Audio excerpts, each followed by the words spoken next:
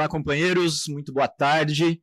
Nós estamos começando hoje aqui, né, uma atividade especial nesse sábado, é a 37ª Conferência Nacional do Partido da Causa Operária, e a gente transmite agora ao vivo, no lugar da análise política da semana, o informe político da Conferência Nacional que nós estamos fazendo aqui em São Paulo, no Centro Cultural Benjamin Perret, na rua Conselheiro Crispiniano, aqui perto do metrô Anhangabaú. Né? Nós estamos fazendo aqui a conferência e começando pelo informe político com o companheiro Rui Costa Pimenta, e a gente transmite ao vivo esse informe político para todo mundo que queira assistir, né? O restante da conferência ele é restrito aos militantes que estão aqui, delegados, observadores, convidados que estão participando da conferência, mas o informe político, como já é tradicional, a gente abre, né, e transmite para todos que queiram assistir. E como a gente está numa atividade especial aí, que é a conferência, a gente tem bastante gente aqui no auditório para participar da conferência, vieram companheiros de vários estados do país para participar, tem companheiros, inclusive, participando das nossas células internacionais.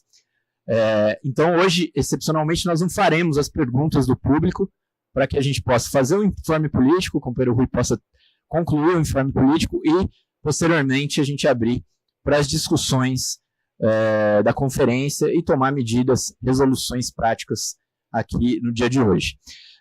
Bom, sem mais, queria novamente desejar boa tarde para os companheiros que estão assistindo a gente ao vivo e também para os companheiros que estão aqui no nosso CCBP para participar da nossa Conferência Nacional. E assim passo a palavra para o companheiro Rui para a gente começar o informe político dessa 37ª Conferência Nacional do PCO.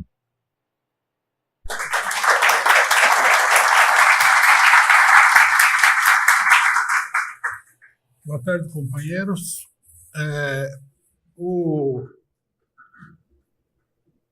tema principal dessa conferência é o balanço eleitoral e o plano de trabalho que decorre tanto do balanço da eleição de conjunto como do balanço da nossa atividade eleitoral. Tá? Mas é importante fazer algumas observações sobre a situação internacional e a situação nacional de conjunto que permitem ver melhor o que aconteceu na eleição, né? Interpretar de uma maneira mais adequada o que aconteceu na eleição.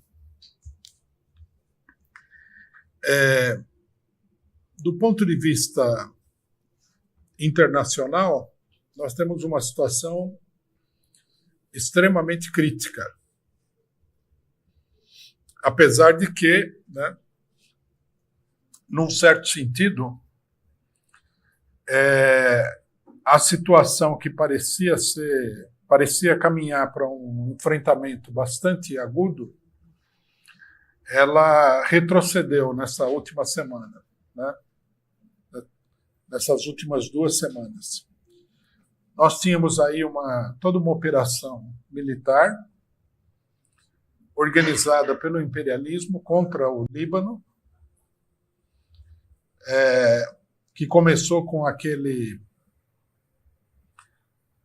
ataque, né, dos aparelhos que explodiram na mão de diversas pessoas, feriram aí uma quantidade grande de pessoas, que a imprensa burguesa apresentou como se fosse assim, um grande ato de heroísmo dos sionistas, né?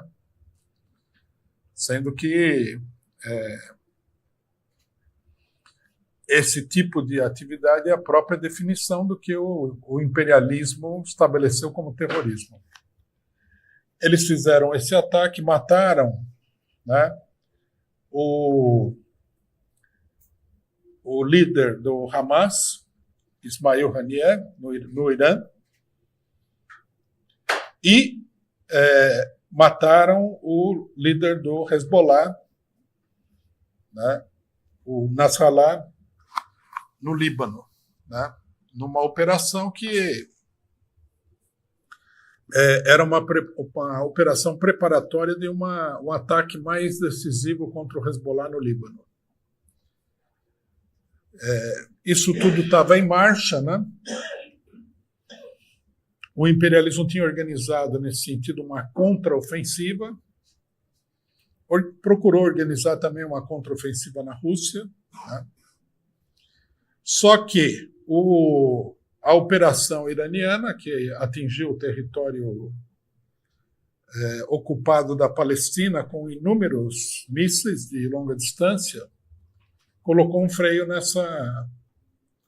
nesse impulso que o imperialismo estava tomando contra o Líbano e ao conjunto da contraofensiva imperialista de um modo geral, né? Aí os israelenses, os sionistas, procuraram organizar algumas operações militares de menor calibre na fronteira com o Líbano, foram rechaçados pelo Hezbollah, e a contraofensiva, pelo menos pelo momento, se dissipou, né? E Israel está se dedicando a fazer o que ele tem feito nesse 1 ano de guerra contra o povo palestino, que é bombardear os civis, bombardear áreas civis, com o apoio do imperialismo, né? Isso não é um fato que significa que a tentativa de contraofensiva imperialista terminou, mas com certeza a primeira tentativa fracassou, né? Aí o imperialismo falou em guerra contra o Irã, falou em atacar o Irã, falou em atacar o programa nuclear iraniano, falou em destruir as refinarias de petróleo iranianas, e diante das consequências, eles, não dá para dizer que eles recuaram totalmente, mas paralisaram essa operação, né? O Irã ameaçou de destruir as refinarias de petróleo dos países vizinhos, se eles fizessem isso, interditar o Golfo, né? Golfo Pérsico, e isso complicou a situação. Os russos, com certeza, acenderam um alerta vermelho para o imperialismo, né? Isso fica claro porque eles ostensivamente mandaram os mísseis as baterias de mísseis mais modernas que eles têm, que são essas baterias S-400, né, para o Irã. Então, foi meio que um recado, quer dizer, se houver ataque ao Irã, nós vamos fornecer ao Irã armas para um contra-ataque. Então, a situação ficou meio que num impasse, né, momentaneamente. Nós vamos ter que ver como é que o imperialismo vai procurar sair desse impasse. Na frente russa, a situação não foi nem um pouquinho melhor. Os russos estão avançando, tá? Estão caminhando para expulsar o exército ucraniano do Donbass, quase que completamente. Então, a situação é muito complicada, tá? Isso do ponto de vista mais conjuntural, né? Do ponto de vista mais geral, as coordenadas principais elas permanecem, né? O imperialismo está procurando organizar uma ofensiva generalizada contra o Irã, contra a Rússia, contra a Coreia do Norte, contra a China, né? O Congresso norte-americano votou 25 leis anti-China, né? Inclusive um programa de propaganda, né, contra os chineses em vários países. Esse programa de propaganda é o que eles sempre fazem, é comprar aí a imprensa que já está do lado deles, né, mas eles têm que comprar mesmo assim, para fazer uma campanha sórdida contra a Rússia, contra a China. A polarização mundial é muito intensa nesse momento, né? Essa caracterização é uma caracterização que deve guiar todo o nosso raciocínio sobre a situação política internacional e nacional. Quer dizer, não há uma solução para os problemas que estão colocados que não seja a derrota de um dos lados, uma derrota decisiva, né? O imperialismo pode conseguir aí um fôlego, né, fazendo acordos com os envolvidos. E esses acordos podem eventualmente ser aceitos pelos russos, pelos iranianos, pelos chineses que querem evitar a guerra, né? Mas, de um ponto de vista geral, está claro também que postergar os acontecimentos aumenta a crise do imperialismo. Nós temos que trabalhar com essa caracterização. Né? Não é porque o tempo esteja passando que a situação do imperialismo esteja melhorando. Muito pelo contrário. Quanto mais tempo passa, mais nós temos aí um esgarçamento da dominação política e econômica e militar do imperialismo. Eu acho que essa caracterização ela está vigente e vai estar vigente até que algum acontecimento muito importante faça mudar, né, o rumo dos acontecimentos. Uma resposta que o imperialismo já está dando, que diz respeito muito diretamente, né, ao Brasil e à América Latina, são os golpes de Estado. Né? Nós temos aí um alerta, né, dos governos de golpe de Estado na Colômbia, em Honduras, nós temos a tentativa de golpe de Estado na Venezuela, e nós temos aí, né, uma situação muito delicada que pode resultar também num golpe de Estado na Bolívia, né, onde o governo boliviano está tentando neutralizar a influência do ex-presidente da Bolívia, Evo Morales. Então, né, essa linha de ação está em pleno desenvolvimento. Isso é importante porque diz diretamente respeito ao Brasil. Né? A linha política da esquerda brasileira, que se materializou nas eleições com resultado catastrófico, é a linha de uma frente ampla, uma frente popular, uma frente de colaboração de classes com o imperialismo. O que nós temos visto aqui, né, é que o governo Lula, que é um governo fraco, um governo que não tem base no Congresso Nacional para governar, um governo que dentro do executivo, vou dar vários exemplos aqui, visivelmente está perdendo o controle da situação. Ele lançou como política estratégica a aliança com os setores pró-imperialistas no Brasil, né? Isso desde a eleição, né? Ele lançou desde a eleição mais moderadamente, mas no último período essa política tem se aprofundado bastante. E ela se aprofunda em função daquilo que levou a que essa política fosse colocada em prática. A fraqueza do governo, que se acentuou muito. Né? Então, nós temos que analisar bem essa política em face do que está acontecendo, porque, na realidade, né, o PT e o Lula dizem o seguinte: isso aqui é uma frente pela democracia. Mas eles estão fazendo uma frente com as pessoas que estão 100% numa política de golpe de Estado, de destruição das liberdades democráticas, de guerra contra os países oprimidos, ou seja, em uma palavra, uma política totalmente antidemocrática.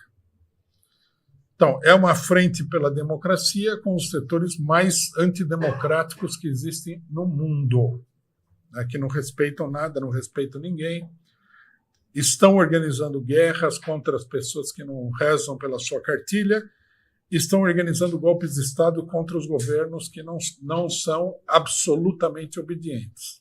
Né? E se essa política, né, ela for bem sucedida nos países em que o imperialismo está tentando impor, aqui na América Latina, o governo brasileiro ficaria completamente isolado e aí não haveria mais sentido para essa frente pela democracia, né? O que dá a essa frente assim, uma aparência de realidade, mas é uma mera aparência, e nós temos que discutir bem esse problema aqui, é a presença da extrema-direita. Então, os setores imperialistas exploram um flanco, né, dessa extrema-direita que permite a eles agrupar uma base de sustentação da sua política, que é a questão dos costumes, a questão do identitarismo, né? Para a gente ter uma noção, né, um articulista do 247, ele disse o seguinte, que o povo brasileiro, a sociedade brasileira, mas a sociedade não é uma coisa abstrata, né? A sociedade são as pessoas, é o povo. O povo brasileiro seria fascista porque em São Paulo o vereador mais votado, que é um vereador bolsonarista, um candidato bolsonarista, cuja proposta central era impedir, né, a entrada das mulheres trans, quer dizer, homens, que, segundo a definição dos próprios identitários, consideram que são mulheres, é um problema subjetivo deles, nos banheiros femininos. Então, para esse articulista, né, que é um dos principais identitários do plantão 247, isso daí, essa posição desse cidadão seria a própria definição do fascismo. E como a sociedade votou nele, a sociedade é fascista, né? O que mostra que a definição de fascismo aí, né, não tem nada a ver.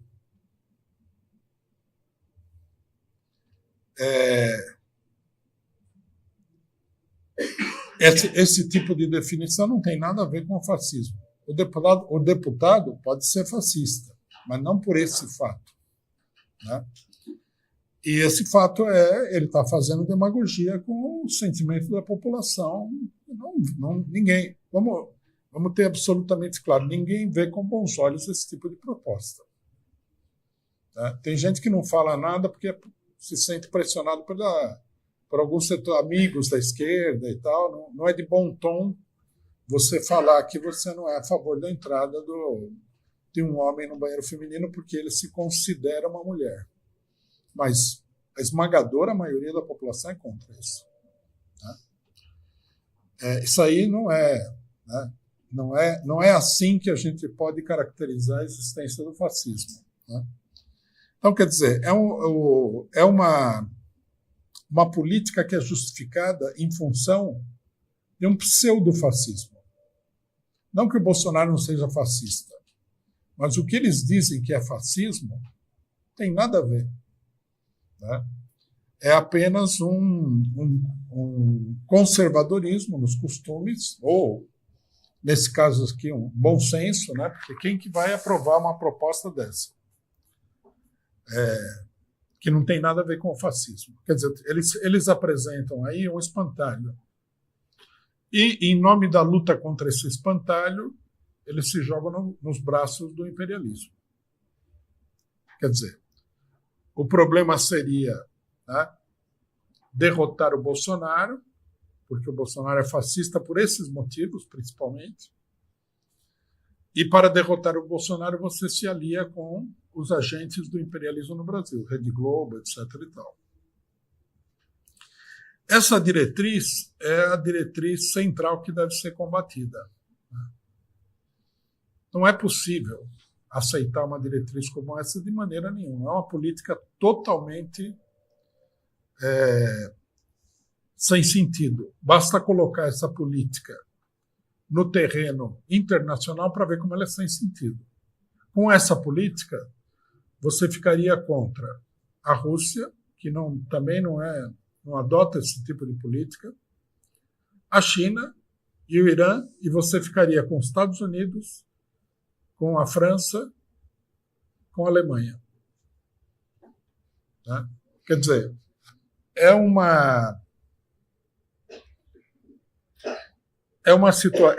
Essa luta contra o suposto autoritarismo é a famosa situação onde o rabo balança o cachorro. Quer dizer, você não pega o problema central, né? Você pega um problema secundário, e o problema secundário domina tudo. Porque mesmo que você possa concordar com determinadas coisas, determinadas críticas que sejam feitas a esses países, tudo isso é secundário. Né? Em troca de você ser contra isso, você vai ter guerra, você vai ter genocídio, você vai ter uma série de crimes, golpes de Estado e tal. Então, quer dizer, não tem importância, em última instância. Até porque, né, a política de defesa dos oprimidos pelo imperialismo é uma farsa. Né? Basta dizer que é feita pelo imperialismo. Se é feita pelo imperialismo, é uma farsa. Alguns setores ficam seduzidos aí, né, pela propaganda imperialista, mas é só isso, é só propaganda. Então, quer dizer, a política que o PT traçou, né, é uma política que conduz a se colocar do lado do imperialismo, em todos os lugares, no Brasil inclusive, contra os países que estão resistindo ao imperialismo. Se essa política não é uma política nova da esquerda, né? Se essa política aí é uma política errada em todos os momentos, nesse momento aqui ela é um desastre de proporções gigantescas. Né? Eu diria até, né, uma coisa que nós temos que considerar, pesar com muita seriedade, que essa política aqui pode liquidar completamente a esquerda brasileira de conjunto.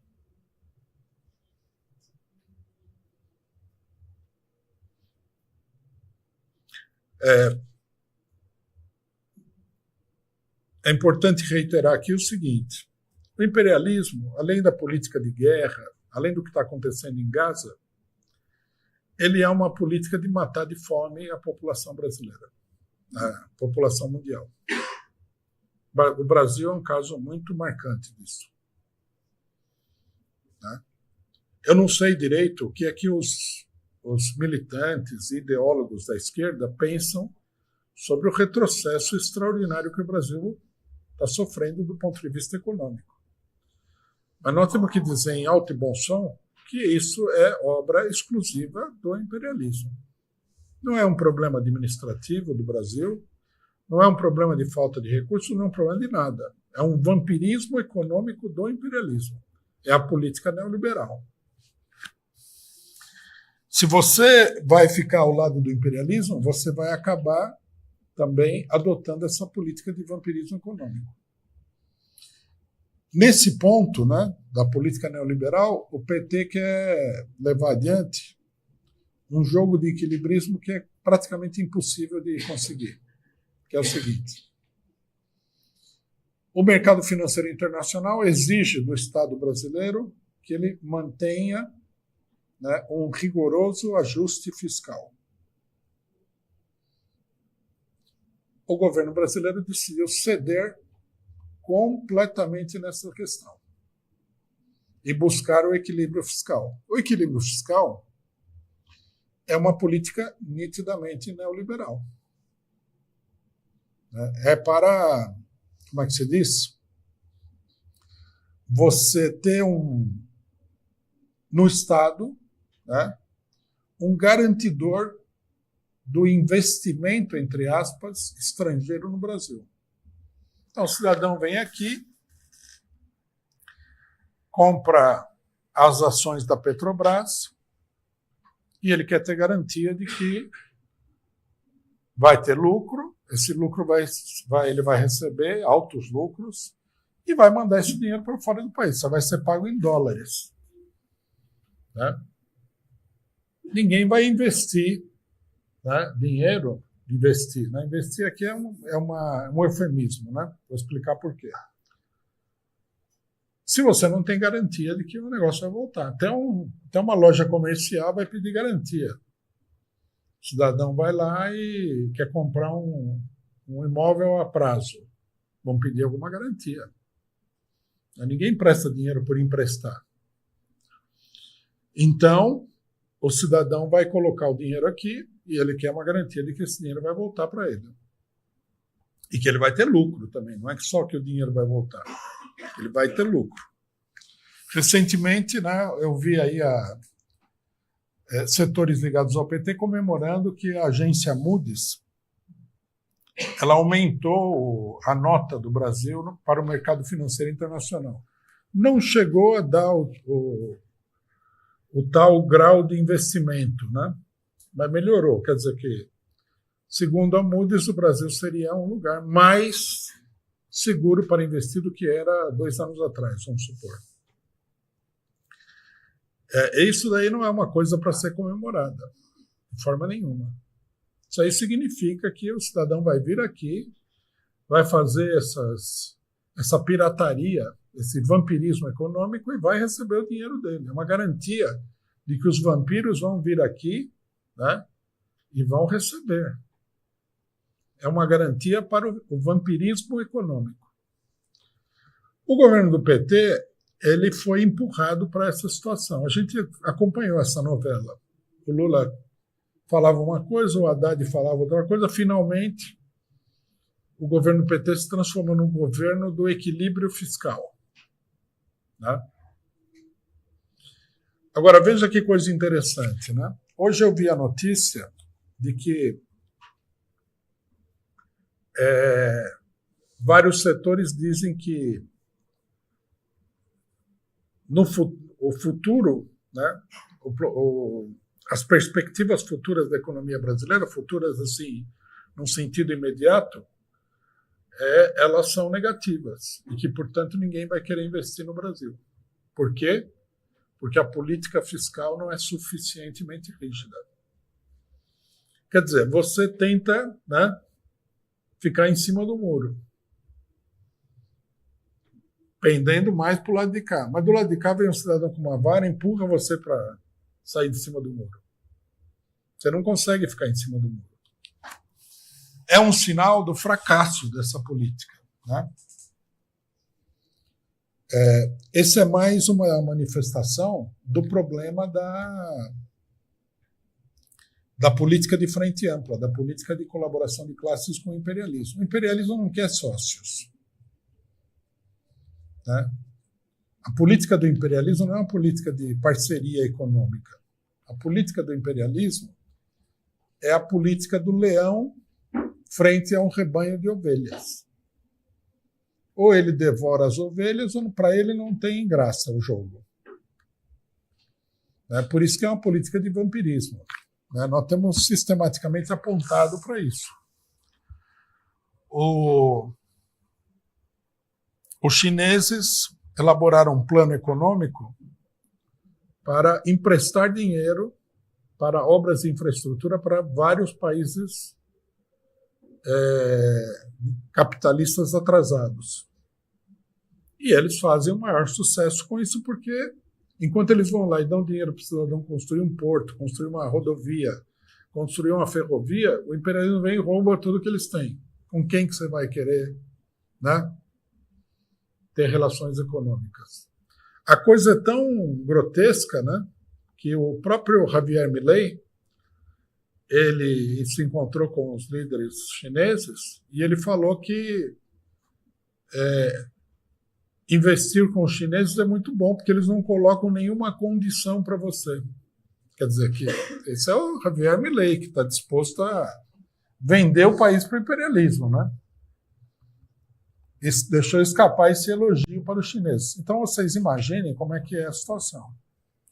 O governo Lula está se alinhando com o vampirismo internacional. Vai dar certo? Não vai dar certo. Né? As perspectivas não são positivas. Não é uma política que vai dar nenhum resultado positivo. O governo tem apresentado aí o seguinte, né? Eu vejo, as pessoas falam, menor índice de desemprego dos últimos 5 anos. Só que faz 30 anos que metade da população brasileira não tem emprego. Então isso aí não vale nada. Está cheio de gente dormindo na rua, né? O retrocesso econômico do país é total e, se você for aliado do imperialismo, isso aí não vai mudar nada. O governo brasileiro, ele fez um acordo com o governo norte-americano para combater a fome mundial. Quer dizer, primeiro eles criam a fome mundial e depois eles vão lá para dar um pedacinho de pão para o cidadão que está morrendo de fome. É uma farsa. Tá? O governo Lula pode achar que isso é uma boa política, mas não é política nenhuma. É uma farsa. Bom, um problema-chave da situação política brasileira está ligado a isso, que é o seguinte. O governo Lula, ele é um governo que está cada vez mais encurralado. De trás de toda a retórica de estamos fazendo isso, estamos fazendo aquilo, os sinais de que o governo está totalmente encurralado são muito fortes. Esses dias aqui nós tivemos 2 sinais gravíssimos. O ministro da Defesa, o Múcio, ele foi à televisão não sei, fez um pronunciamento público. Se fosse Bolsonaro, já estava preso. Né? Fez um pronunciamento público contra o governo. Foi lá e falou que eles fizeram uma licitação, né? Os judeus, e ele enfatizou o povo de Israel, ganhou a licitação, mas o governo não quer fazer o acordo por motivos ideológicos. Tudo bem. Né? No mundo tem um monte de gente que pensa assim, que o problema com o povo de Israel é o problema ideológico. Não é que eles agridem todos os países, todos os vizinhos, né? Tomaram conta das terras dos palestinos e matam todo mundo todo dia. E todo mundo está sabendo disso. Não é isso. É um problema ideológico. O povo não gosta de alguma ideia, né, que algum cidadão tem lá em Israel. É uma barbaridade falar uma coisa dessa. Né? É uma barbaridade e tudo bem. Até aí também, né, que o Múcio pense isso, não dá para... Não dá nem para protestar, porque a gente sabe quem é o cidadão. A gente sabe que ele não é ministro do Lula. Sabe que ele é um representante dos generais dentro do governo Lula. Né? Esses generais aí que, segundo a esquerda brasileira, ia todo mundo para a cadeia. Né? Se a gente pudesse colocar uma câmera ali na cadeia para ver a chegada dos generais, a câmera tinha até enferrujado de tanta falta de ação que teve essa prisão dos generais. Não aconteceu nada. Né? O que está acontecendo agora é que os generais querem encurralar o governo Lula a entregar R$1 bilhão para aquelas pessoas que estão matando gente todo dia na faixa de Gaza. Quer dizer, a cara de pau, né, a disfarçatez, a tranquilidade com que eles atuam é enorme.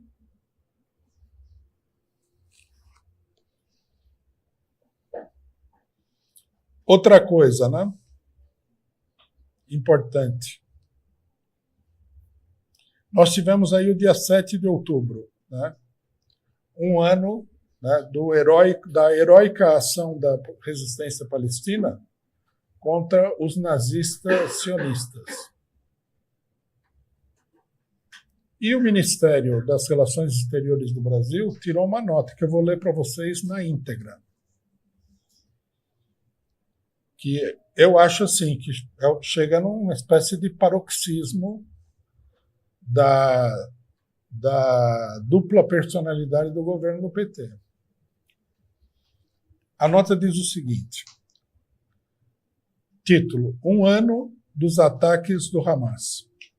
Governo repudia terrorismo e pede libertação de reféns. Brasil volta... O Brasil, né? Aqui, ó. Nós somos brasileiros, não temos nada a ver com isso. Ele devia falar, o governo brasileiro, o governo Lula, né? O governo, porque o povo brasileiro não está pedindo nada.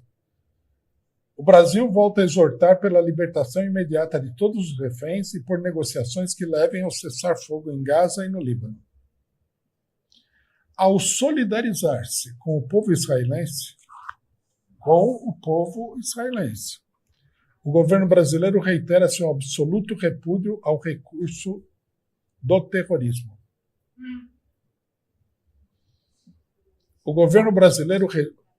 Quer dizer, terrorismo aqui não vamos nos confundir. Não está falando do cidadão pegar uma bomba de 10 toneladas e jogar na casa de uma família em Gaza. Não é isso que é terrorismo. Terrorismo é só o Hamas. O Hamas e a resistência palestina. O governo brasileiro registra com profundo pesar que a data de hoje marca um ano desde os ataques terroristas do grupo Hamas em Israel. Os atentados resultaram na tomada de 251 reféns. Muito, que loucura, né? Vocês não ficam com pena dos israelenses? 251 reféns? Só que tem 10 mil palestinos presos, sem julgamento, sem nada. E na morte de cerca de 1.200 pessoas. Em sua maioria civis, o que é uma mentira. Isso é uma mentira já comprovada por vários órgãos de imprensa, por um monte de... É uma mentira. O governo brasileiro está mentindo para defender o Estado de Israel. Os atentados, entre elas, as dos cidadãos brasileiros Michel Nisenbaum, que, vamos ter claro, é um soldado israelense, tem dupla cidadania, tomado como refém, e Carla Steltzer Mendes, Bruna Veleanu e Hanani Nidejelski Glazer. Dá para ver que eles são bem brasileiros mesmo. Né? Assassinados no dia da invasão do território israelense por terroristas a partir da faixa de Gaza. A crise dos reféns permanece sem solução, com dezenas de israelenses ainda em poder do Hamas em Gaza. Dezenas. Ao solidarizar-se com a família de todas as vítimas e com o povo israelense, o governo brasileiro reitera seu absoluto repúdio ao recurso ao terrorismo e a todos os atos de violência. O Brasil volta a exortar pela libertação imediata de todos os reféns, falou 4 vezes disso, e por negociações que levem ao cessar-fogo em Gaza e no Líbano. Isso foi escrito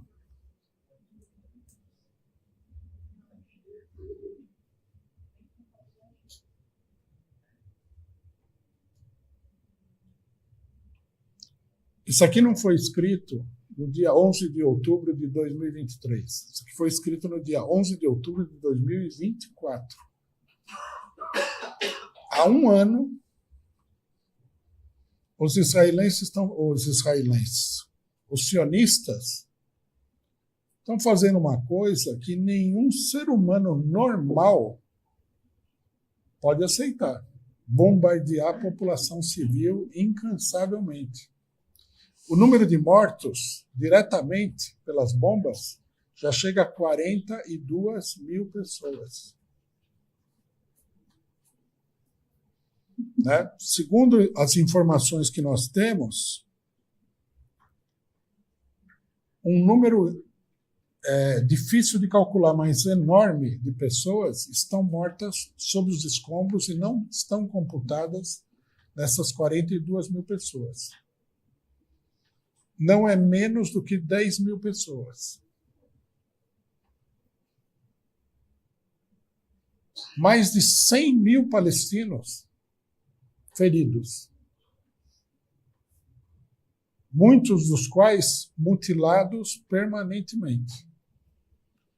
Todas as universidades e hospitais destruídos. Mais de 40 jornalistas assassinados.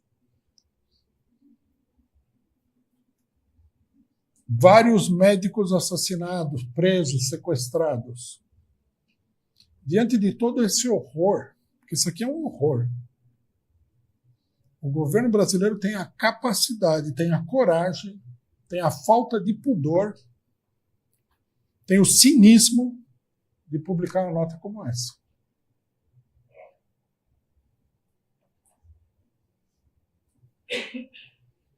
Logicamente que nós aqui temos que tirar uma... Não temos que votar nessa conferência aqui um repúdio a esse... É monstruoso, é criminoso. Já não é um problema disso e daquilo, é uma conduta criminosa. Né? O Lula tem que dizer se ele concorda com isso. Se ele concorda com isso, ele é cúmplice do que está acontecendo na faixa de Gaza. As pessoas que escreveram isso são cúmplices. São cúmplices de uma das coisas mais horrendas, né, que o mundo já viu desde a Segunda Guerra Mundial. E está todo mundo vendo, isso que é mais impressionante. É um amontoado de mentiras, nem menciona os palestinos em momento nenhum. Não vou nem me estender mais sobre o que eu penso dessa declaração aqui, que é o ponto mais baixo do governo Lula, de todos os governos do PT até agora.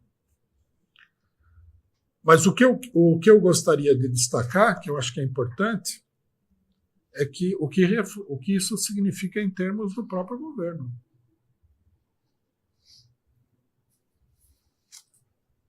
Enquanto o governo está lá não querendo assinar o acordo com os israelenses, o Itamaraty tira uma nota como essa aqui.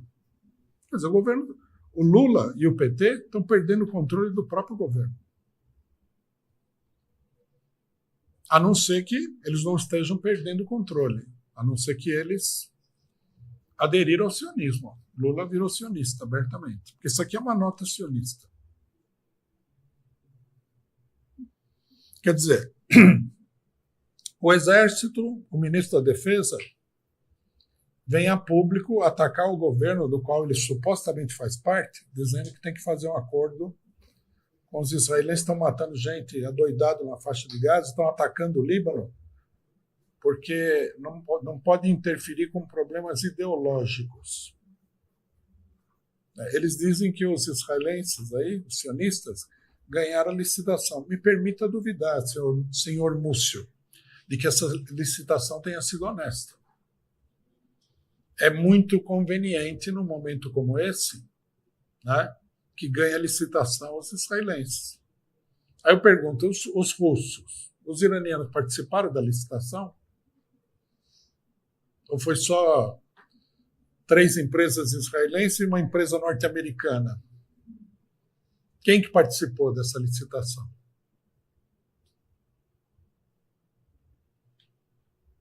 O governo está encurralado aí. Na questão da faixa de Gaza, está completamente encurralado, porque esse tipo de nota é um ato criminoso, é um ato de genocídio também. Né?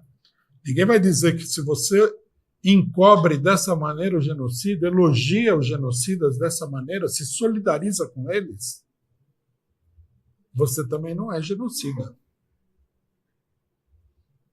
Esse ministro, Mauro Vieira, não é a primeira vez que o Brasil faz esse tipo de coisa. O Lula não fala nada. O PT não fala nada. Depois o pessoal quer dizer que aqui todo mundo está contra o genocídio na faixa de Gaza. Mas faça-me um favor. E a terceira coisa é o seguinte: a Polícia Federal atua a serviço do Mossad. Nós temos o caso que nós já denunciamos várias vezes, do Lucas Passos, que foi preso pela Polícia Federal sob as ordens do Mossad. Eu me lembro que na época o Flávio Dino ficou vermelhão, né? parecia um balão de festa vermelho, e falou: o Brasil não recebe, como é que se diz? Não recebe ordem de ninguém, é um país independente e tal. Pois o Lucas Passo está condenado a 16 anos de cadeia, e a única prova que o juiz utilizou foi o depoimento da Polícia Federal, que veio do Mossad. Quer dizer, o Netanyahu foi a única prova de que o cidadão brasileiro era um criminoso, um terrorista. Aqui, nessa nota, quantas vezes se fala em terrorismo? É uma vergonha isso. Quer dizer, não controla as Forças Armadas, não controla o Itamaraty. O Banco Central, pelo que eu entendi, o Lula entregou de novo para os neoliberais, porque esse Galípolo é um neoliberal. Não controla nem o Ministério da Economia, que é um ministério neoliberal. Não controla as Forças Armadas. Não controla nada. É um governo fantasmagórico. É importante entender isso aqui para a gente entender o que aconteceu na eleição, né? O PT está vivendo uma fantasia, uma parte do PT está vivendo uma fantasia, porque o que eles falam é assim: estamos indo de vento em popa. Não dá para perceber, não dá para a gente chegar a essa conclusão vendo o que está acontecendo no país. Só que aí a fantasia ela vem para o terreno eleitoral e o que acontece? Uma catástrofe eleitoral gigantesca do PT e da esquerda brasileira.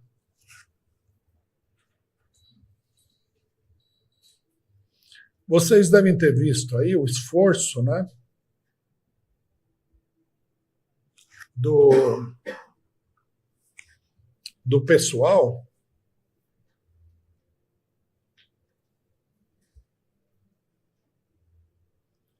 para mostrar que não foi nada disso, foi uma grande vitória.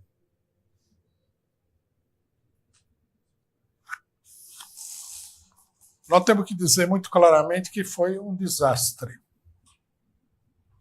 né? Eu vi a Gleisi Hoffmann falar de público o seguinte, que o PT está se reconstruindo. Bom, se está se reconstruindo, é uma forma de reconstrução muito curiosa, porque não dá a impressão de que nós estamos com reconstrução.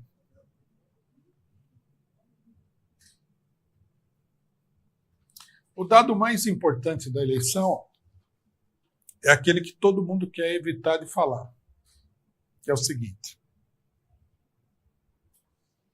o partido que teve mais votos na eleição, 15.700.000 votos, que cresceu 11 milhões de votos em relação à eleição anterior, foi o partido do Bolsonaro.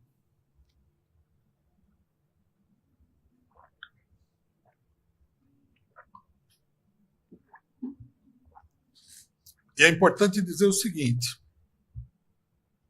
o número absoluto de votos não é tão importante, porque o voto ele precisa ser visto de um ponto de vista qualitativo. O voto dos grandes centros urbanos é um voto muito mais importante do que o voto das pequenas cidades. Tudo bem que nós estamos na época do politicamente correto, né? Onde você tem que dizer que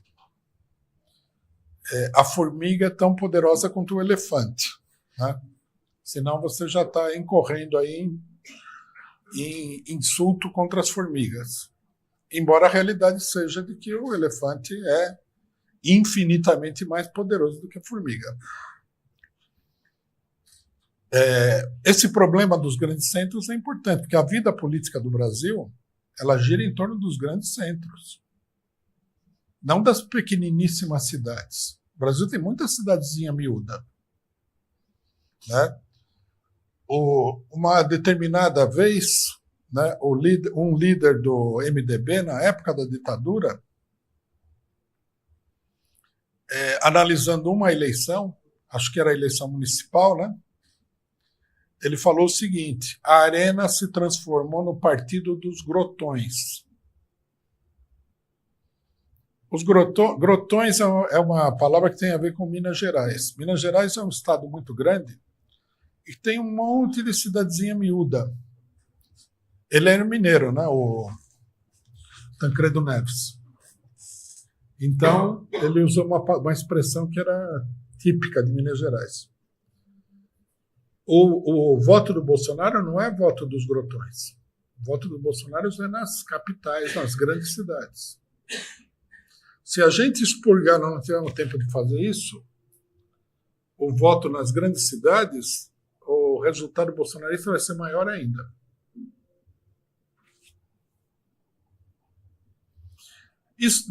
Desse fato aqui, nós temos que tirar muitas conclusões.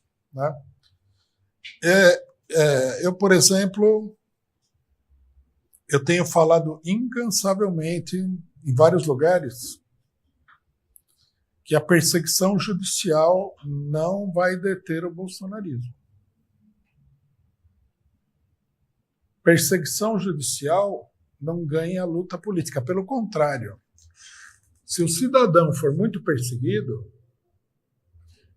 o povo vai ficar com a impressão de que ele é bom, porque ninguém confia no sistema político de um modo geral. Todo mundo sabe que o pessoal é bandido, é ladrão, é corrupto, é safado.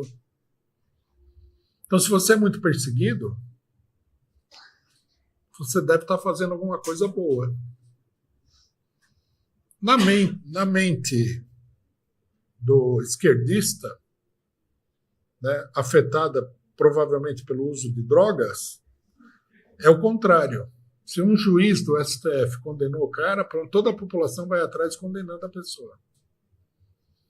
Nós já tínhamos mostrado que o prestígio do STF, que foi calculado em algumas pesquisas, era baixíssimo, mas não há como convencer o esquerdista, pequeno burguês. Né?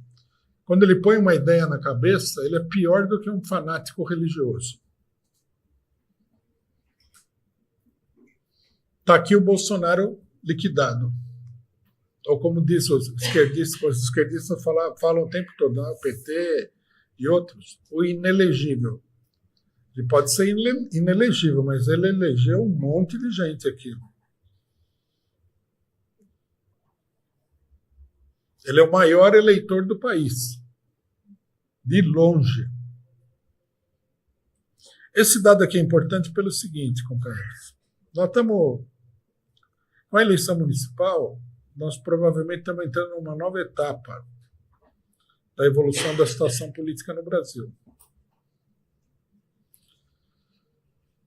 Vai chegar uma hora que o poder da extrema-direita vai ser tão grande que você não vai ter condições de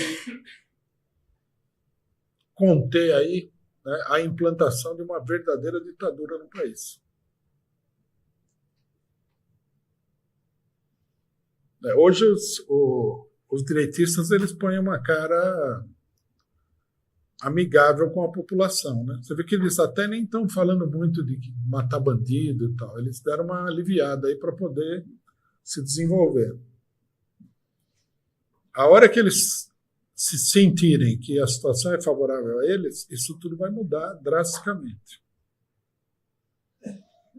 Quer dizer, é uma situação ameaçadora.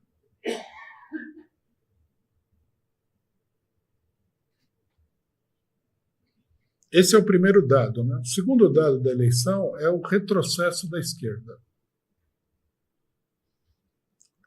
Nominalmente, o PT teve um crescimento de 2 milhões de votos, que comparado com o Bolsonaro, é muito pequeno. É 11 milhões contra 2 milhões. O Bolsonaro é 6 vezes maior. Né? Só que nós temos que considerar o seguinte, esse crescimento do PT não foi nas grandes cidades, foi em cidades pequenas. Quer dizer, é um resultado que não adianta absolutamente nada do ponto de vista da luta política. Expressa uma situação muito ruim. Nas cidades importantes, o PT parece que vai conseguir ter, pode chegar a ter 3 prefeituras no estado de São Paulo inteiro. O PT já foi força majoritária em todo o ABC paulista, na Grande São Paulo, em várias cidades. Quer dizer, nos centros fundamentais, perdeu o apoio.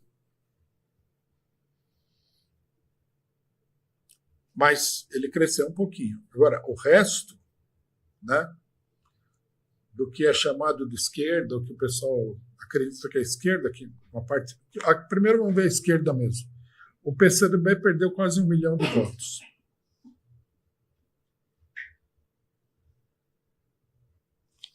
O PSOL, ele cresceu 1 milhão e pouco de votos, mas isso é o Bolsonaro em São Paulo, o Boulos em São Paulo.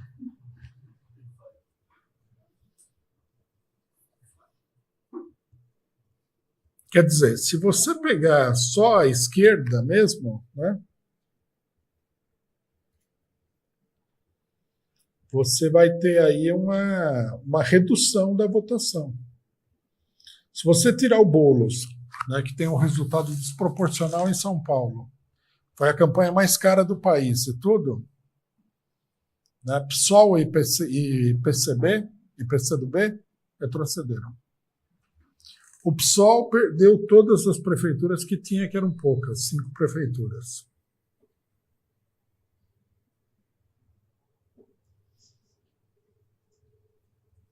Então, né, se a gente somar tudo, todo o voto da esquerda não chega nem perto do voto do Bolsonaro.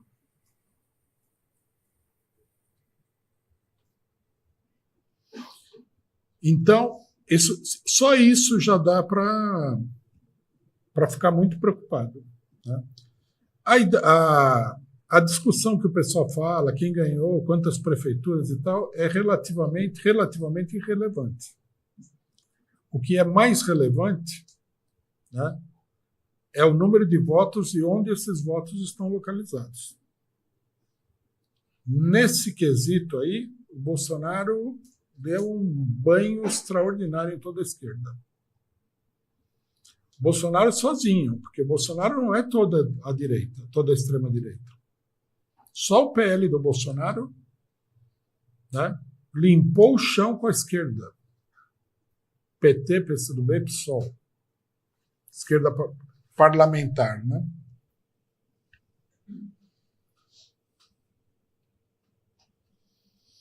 Os partidos que mais cresceram também são partidos, digamos assim, se não são diretamente bolsonaristas, são bastante bolsonaristas. Por exemplo, o segundo partido que mais cresceu foi o Republicanos, que é o partido da Igreja Universal, do Bispo Macedo.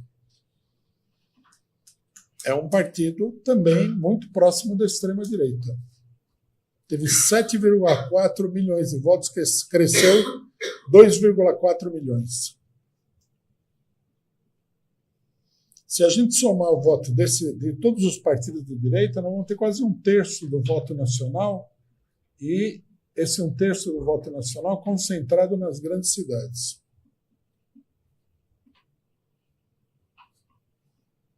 Quer dizer, é extremamente preocupante, né?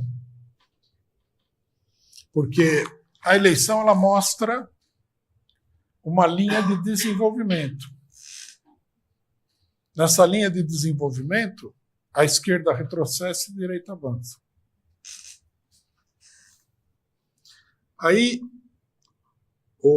a imprensa burguesa e algumas pessoas aí ligadas ao PT foram tirar a seguinte conclusão, que a frente ampla ou o centro político é que teria ganho a eleição, o que é uma ideia absurda. Em primeiro lugar, pelo seguinte, o que é exatamente esse centro político?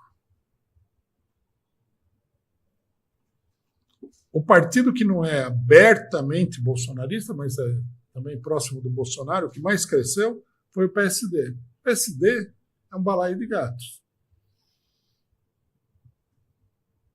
Cresceu o número de prefeituras, mas não cresceu muito na votação.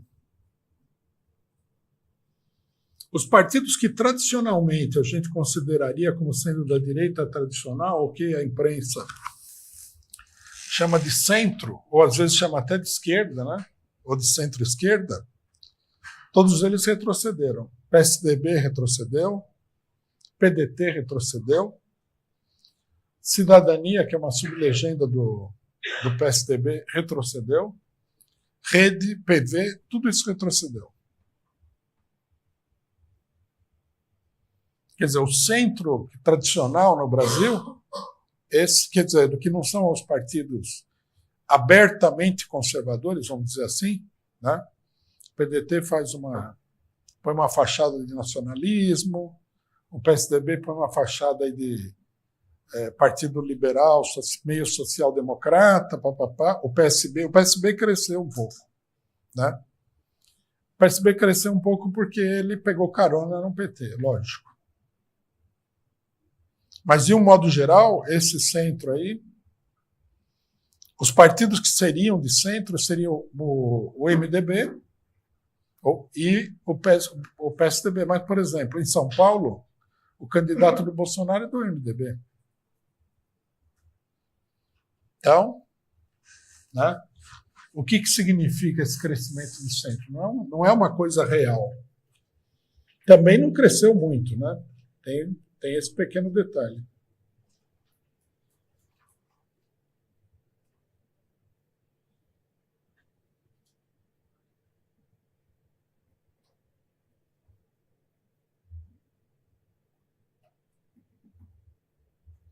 O PL cresceu, foi o segundo em número de prefeitos e o primeiro também em número de vereadores.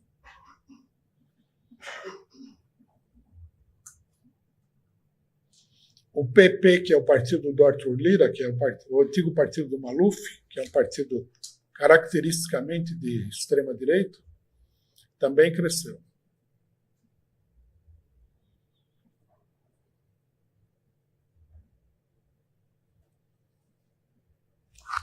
Quer dizer, o que nós vemos aqui é um desastre político. A Frente Ampla, inclusive, que foi apresentada e justificada como sendo um fortalecimento do governo Lula, etc., etc., não apoiou o governo em lugar nenhum.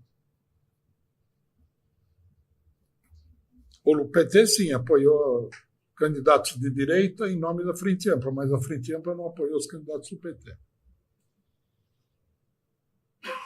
Quer dizer, uma política desastrosa, assim, absolutamente desastrosa. O pior desastre, logicamente, é em São Paulo. A vitória em São Paulo vale aí por uma vitória em muitas cidades do país inteiro. Não é assim, mais uma prefeitura, São Paulo. São Paulo equivale aí a várias outras prefeituras de capitais.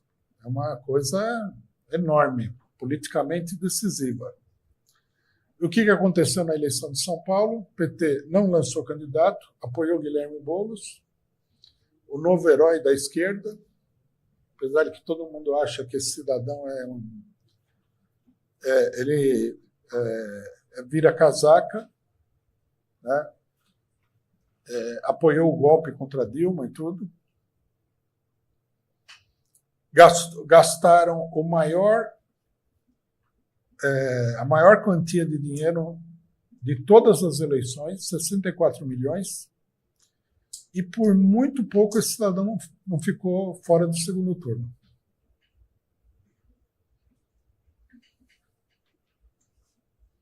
Quer dizer, é um desastre assim que não tem tamanho. Agora, logicamente, o pessoal fala, não, vamos virar o jogo e tal, que obviamente não vai acontecer, né?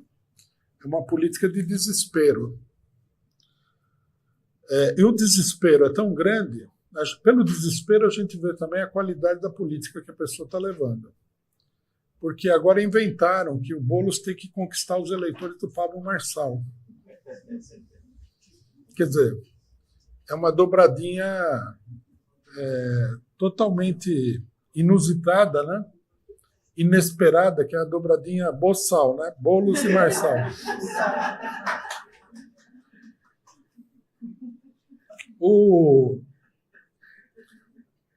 Inclusive, uma coisa que chama a atenção é o seguinte: tudo indica que o Pablo Marçal entregou essa eleição para o Boulos.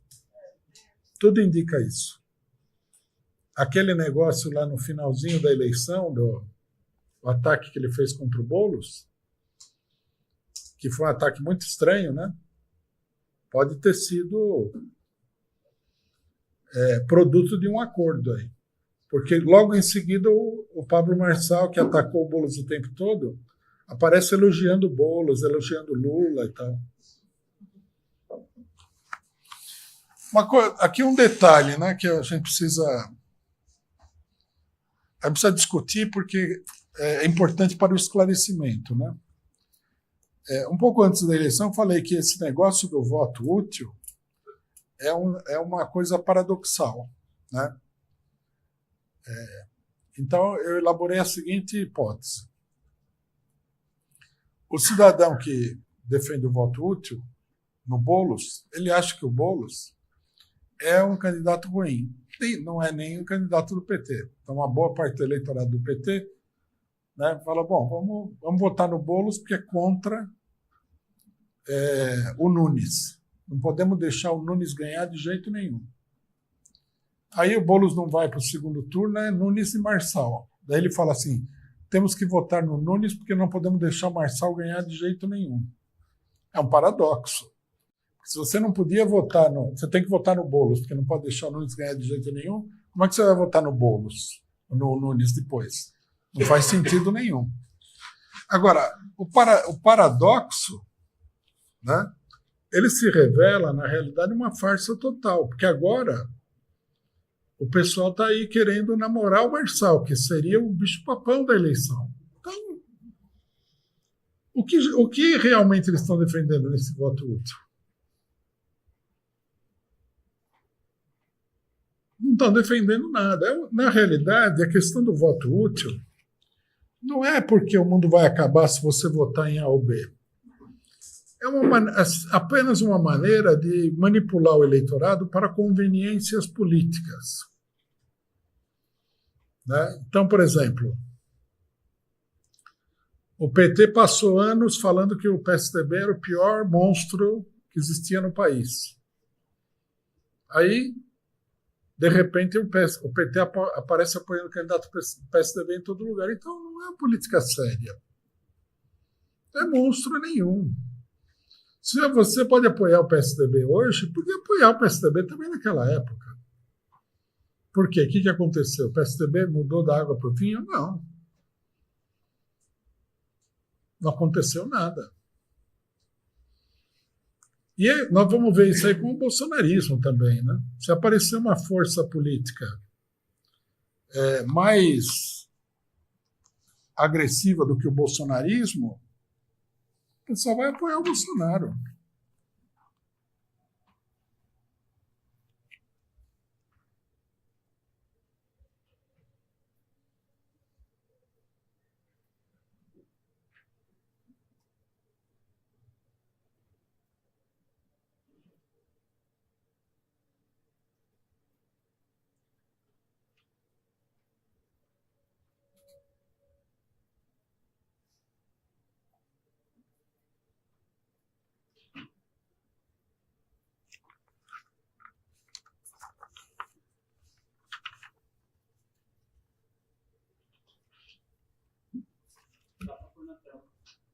Eu vou pôr daqui a pouco, vou pôr na tela.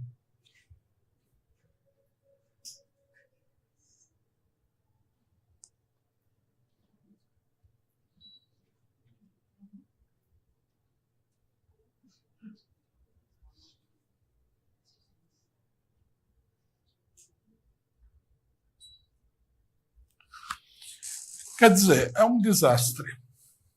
É um desastre político. E aqui é importante dizer o seguinte, que aqui ninguém do bloco petista vai falar. Mas que nós aqui temos que dizer claramente. Esse desastre deve ser colocado na conta de uma única pessoa. Luiz Inácio Lula da Silva. Porque essa política é a política dele. É de fazer acordo com Deus e o diabo para conseguir um resultado que ninguém sabe direito qual que é um resultado miúdo, imediato, e que termina num desastre total.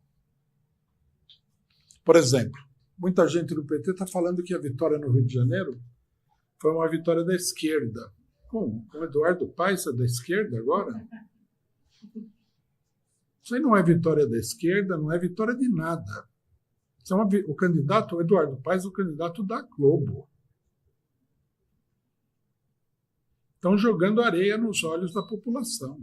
Amanhã tem um movimento para derrubar o governo do PT, o Eduardo Paes faz parte do movimento. Ele não vai defender o governo do PT.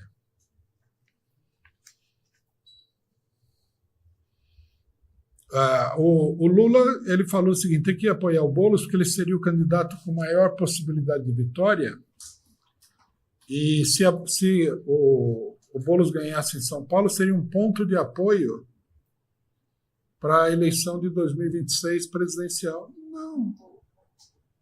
Primeiro porque ele pode ganhar e ele pode se desmoralizar totalmente, que é o mais provável que aconteceria se ele ganhasse, que ele não vai ganhar.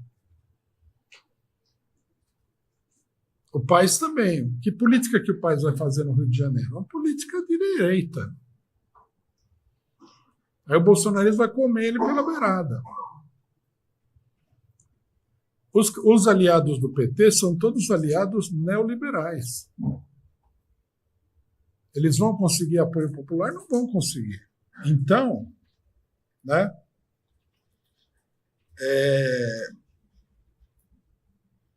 é um desastre político total, uma política sem conteúdo. E resulta nessas coisas que nós vimos, apoio ao sionismo e coisa que o valha. Neoliberalismo na economia é um desastre.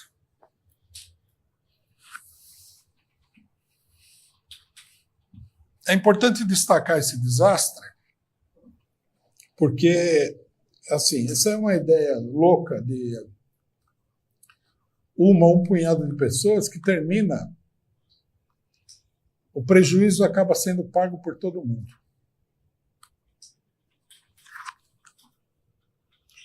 Ó, vamos colocar na tela esse gráfico da população governada por bloco.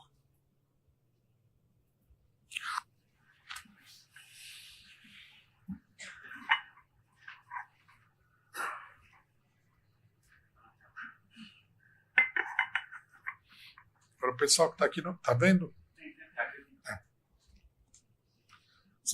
Esse gráfico aqui mostra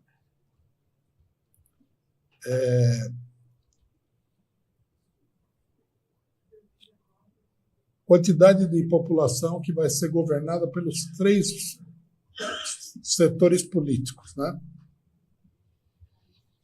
E a comparação com a eleição de 2020. Então, a esquerda, considerada aí só esquerda mesmo, não vamos considerar PSB, essas coisas, vai governar 7 milhões de habitantes. O centro, que é uma direita, né,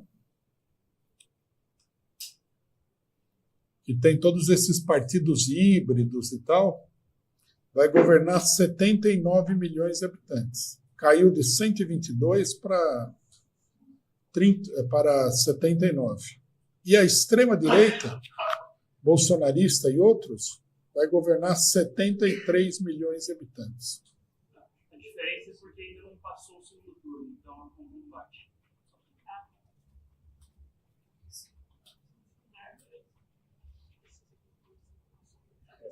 Segundo turno vai piorar a situação para a esquerda e vai melhorar a situação ainda mais para a extrema-direita.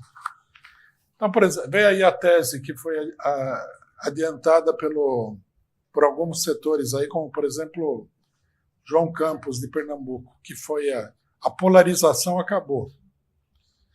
A polarização não acabou, porque para a polarização acabar, o gráfico do meio Precisaria ser muito maior do que os gráficos dos outros dois. O que está acontecendo aqui é o que está acontecendo na Europa. A polarização é canalizada pela extrema-direita. Enquanto que a esquerda não vai para lugar nenhum, porque fica a reboque, né, dos partidos pseudo-democráticos, neoliberais do imperialismo. Esse bloco do centro aí é o bloco do pessoal mais ligado ao imperialismo também, no Brasil. Quer dizer, quando eles falam que o centro ganhou, é uma manipulação dos índices. Na verdade, o centro retrocedeu brutalmente. Basta você colocar, né, as coisas corretas.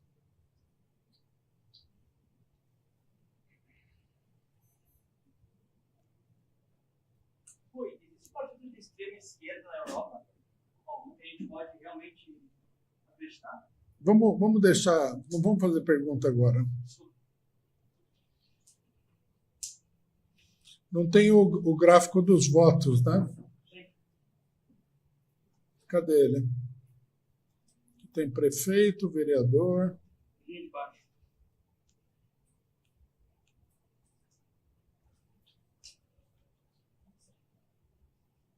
Não. Embaixo desses três tem mais dois. Então, tudo bem. População governada, prefeitos. Votos de prefeitos, né? Voto de prefeitos.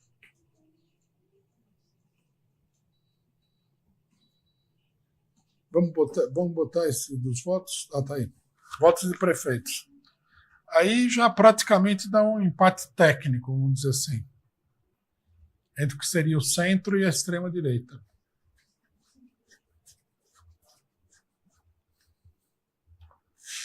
A esquerda não consegue progredir, primeiro, por causa da frente ampla. Aqui, esse é o ponto que nós temos que analisar com bastante cuidado. Primeiro tem a frente ampla. O PT abriu mão de lançar candidatos na maioria das capitais. Então, a esquerda aparece com uma votação bem pequena. Segundo, a política da esquerda é uma política ruim. Né? Se tem uma coisa que fica... A eleição foi uma confusão do ponto de vista programático, de propostas políticas e tal. Mas se tem uma coisa que ficou nítido, que a população rejeita essa política identitária.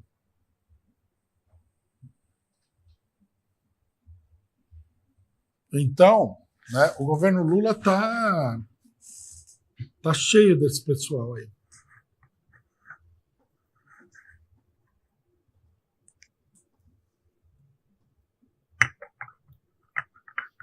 E, inclusive, né, a gente teria que considerar aqui que essa crise que teve entre a Aniele Franco e o Silvio Almeida foi uma investida das ONGs contra para destronar aí um setor que estava incomodando por algum motivo que a gente não sabe. Quer dizer que o identitarismo, o sionismo, o neoliberalismo, a política pró-imperialista estão pesando muito no governo do PT. E o resultado é o que nós estamos vendo aí. Aí o Lula veio a público e falou assim, precisa ver por que eu tenho muito voto e o PT não tem voto. Primeiro ele precisaria deixar que o PT lançasse candidato, né?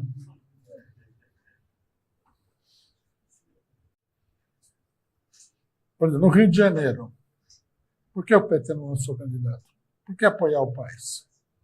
O Paes é parte da máfia do Rio de Janeiro. Depois o pessoal vai sair por aí falando que o povo só vota em corrupto e tal. Mas o PT chamou a votar numa quantidade de gente aí que a classificação mais bondosa seria de bandidos.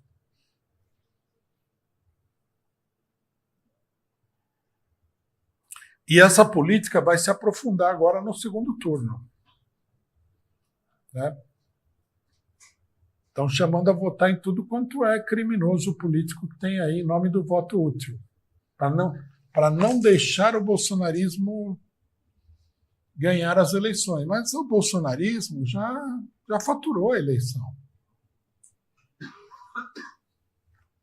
A única coisa que o voto útil vai fazer é fortalecer uma ala direita que amanhã vai estar do lado do bolsonarismo e ajudar a liquidar ainda mais a esquerda, do ponto de vista eleitoral.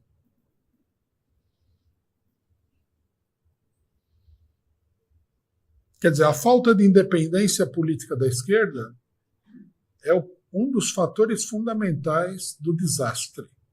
Exatamente o que está acontecendo na Europa. Vocês viram o que aconteceu na França. O Jean-Luc Mélenchon, que, apesar de pesares, é um dirigente de um partido de esquerda, ele decidiu se aliar com setores do imperialismo francês, como, por exemplo, o Partido Socialista. Terminou num fiasco total. Agora, a extrema-direita, ela não é tão promíscua assim. Por exemplo, o Macron procurou a Le Pen para apoiar o primeiro-ministro. Ela não deu um aval público ao primeiro-ministro que ele escolheu, apesar de que ele é muito direitista. Foi assim, vamos ver o que ele vai fazer, ela disse. Quer dizer, eles não entram, né? Eles sabem que o futuro deles depende de se separar da bandidagem, apesar que eles são também uma bandidagem, mas se separar da bandidagem maior, né? Que é dos partidos imperialistas. Eles não entram nesse negócio. E quando eles entram, né, eles acabam também sofrendo um retrocesso. Veja a Itália. Como a Itália já é um país mais, né, onde o negócio partidário é mais fluido, né, tem muito conchavo, muito cambalacho político, historicamente é assim, os partidos de direita todos acabaram entrando em governos que não eram de direita e se deram mal. Quer dizer, o que o pessoal não percebe, o que o Lula não percebeu e algumas pessoas não percebem é o seguinte: cresce todos os dias o número de pessoas que não aguenta mais o regime político em que nós estamos vivendo. Eles vão se afundar com esse pessoal.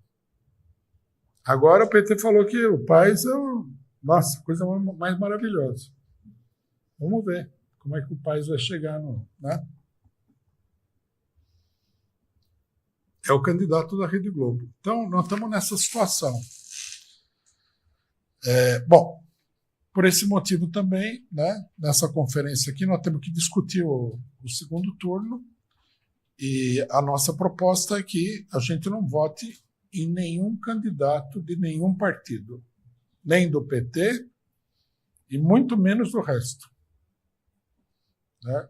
Que a gente levante a bandeira do voto nulo. Sobre isso é interessante em São Paulo o seguinte: 50 mil pessoas votaram 13 e anularam o voto. Né? Aí há várias versões que estão correndo. Mas essas versões elas implicariam em que as pessoas que foram votar eram pessoas muito sem noção da realidade, porque se você digitar 13 para prefeito, vai aparecer lá que não existe o candidato e que se você confirmar, o seu voto vai ser anulado.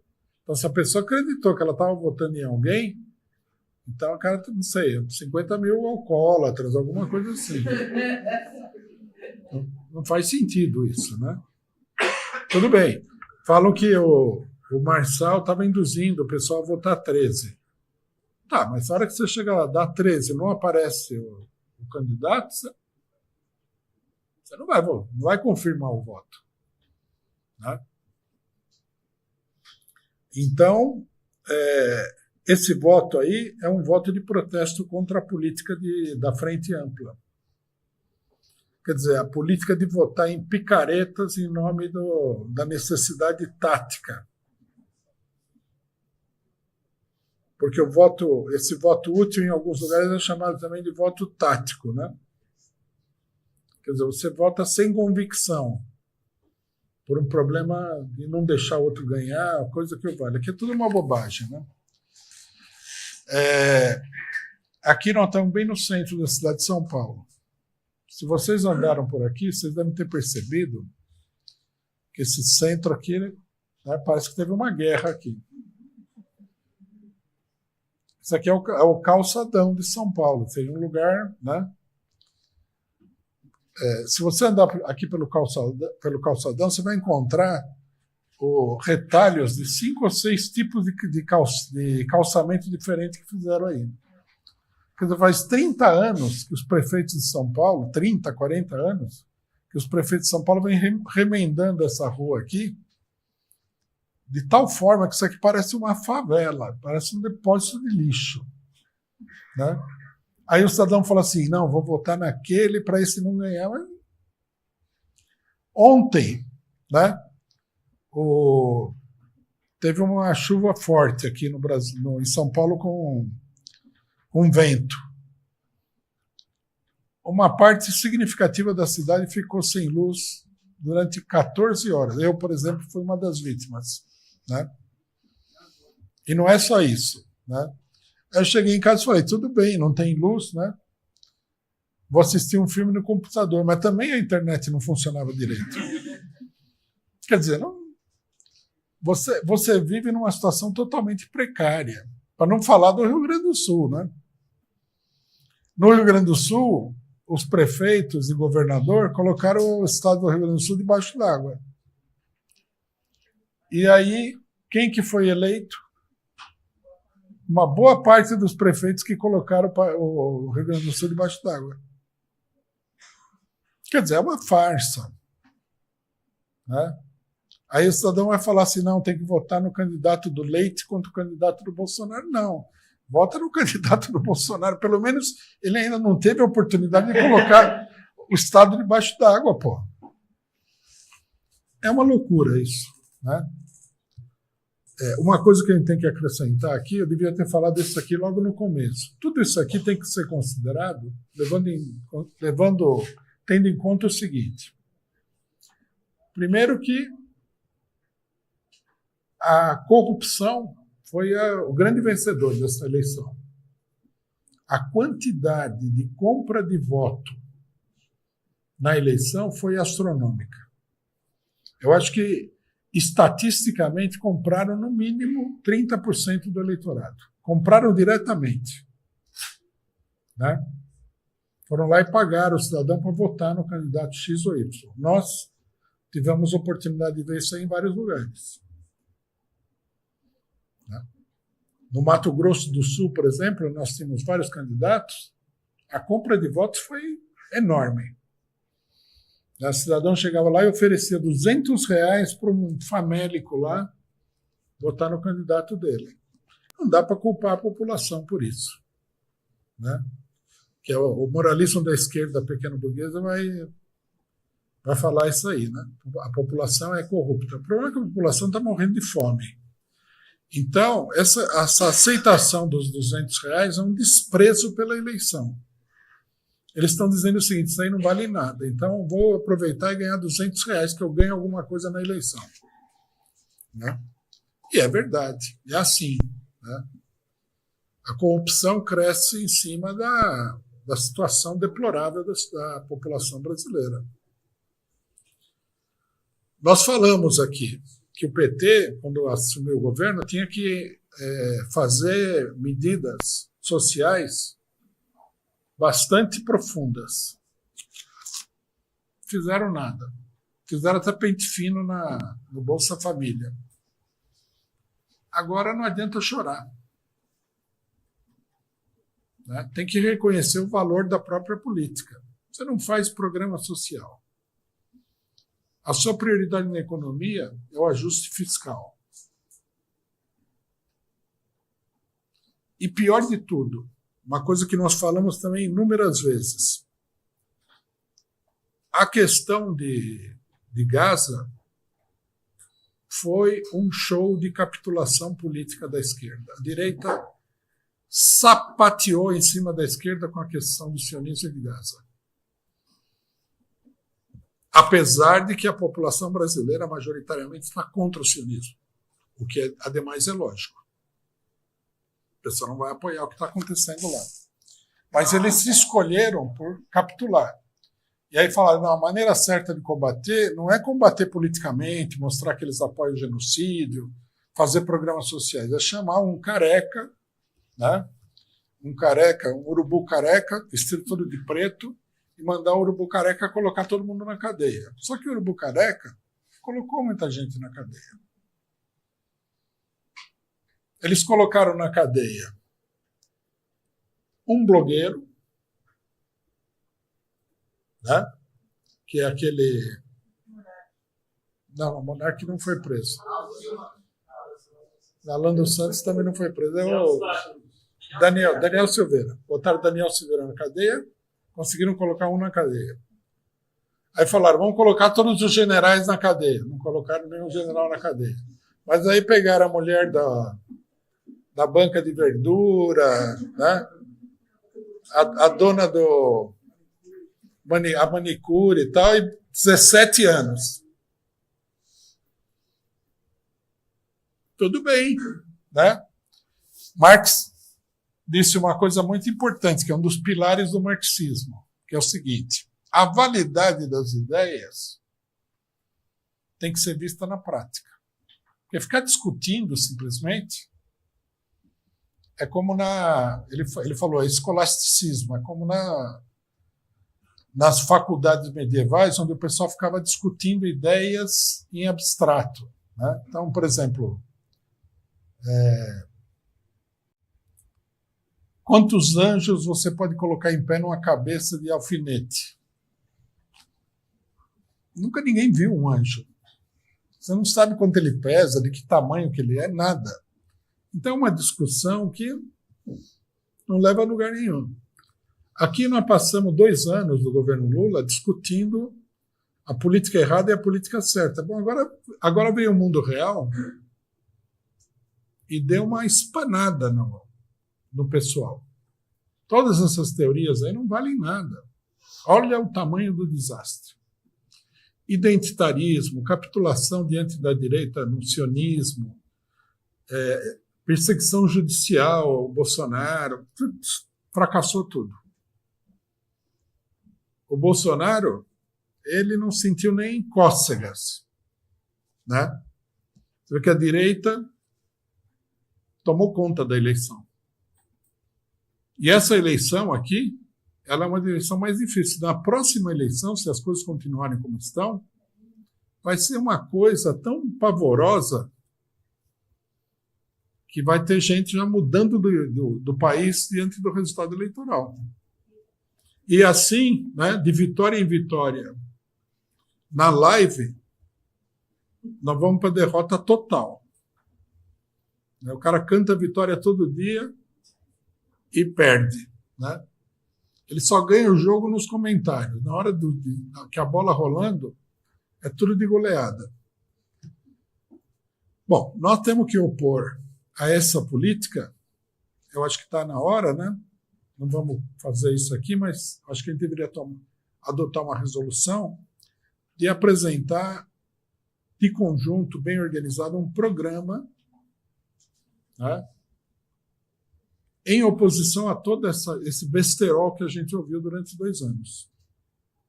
É um programa enxuto, mas completo, que aborde todas as principais questões e fazer uma campanha junto à população em torno desse programa. Bom, companheiros, teria muito mais coisa para falar, mas acho que eu vou ficando por aqui para a gente ter tempo de fazer um debate também.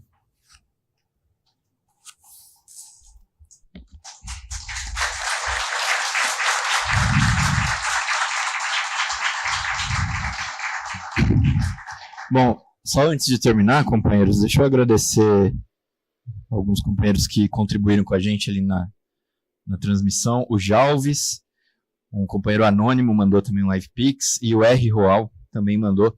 A gente pode, acho que são 2 perguntas ou 3, A gente pode colocar para análise da terça. E é isso. A gente encerra aqui o informe político da 37ª Conferência Nacional do PCO. Para quem está aqui, agora a gente vai abrir para os debates, né? E para quem está assistindo em casa, sábado que vem a gente tem a análise política da semana novamente, normalmente aí na Causa Operária TV. Muito obrigado, boa tarde e até mais.